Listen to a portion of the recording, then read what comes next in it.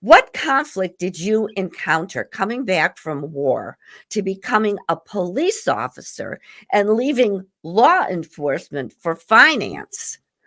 Yeah, so just a myriad on all fronts. I mean, I Mhm. think when I do talk about this, one of the things that come to mind is like coming back from combat, and the big thing for me was I was going to go to college, and so I'm 21 years old.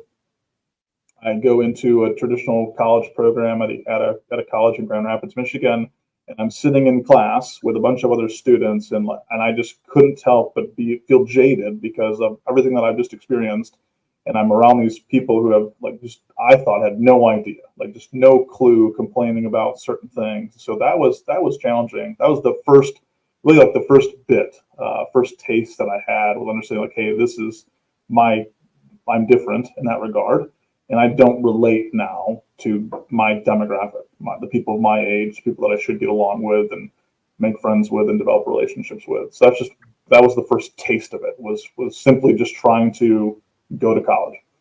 Joe, and that is huge, and what an awareness. Yes, you knew that you weren't like them, and I bet you this pattern is still the same because your background, and I know your background. I just introduced you, is extremely unique. So, how did you move beyond that?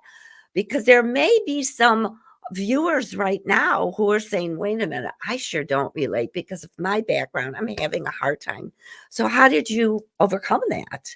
Yeah, so much of what I've learned, and a lot of it was from being a cop. And I know we'll talk a bit about that. But for me, in that specific instance, like it was tough, and I struggled with it because I would go to class, I'd be so annoyed, and this is a long time ago, right? But Of I'd be so course. annoyed and trying to understand like and just reset myself a bit Hmm. to know like, hey, their experience isn't mine. It's a very different thing, and that like trying to understand that like my perspective of things and how I can turn it and flip it into like a positive force instead of like a negative force, saying Hmm. like, well, they don't get me. They don't. I was like, okay, now how can I use my experience to relate or to shed insight or to learn about these people to try to develop relationships? And I think for me, it was that moment where I'm like, okay, it's not a negative, it's a positive thing. I can flip it. I can flip it 180 and use it to my advantage, right? And shine a positive light on it. And this is such a leadership strength.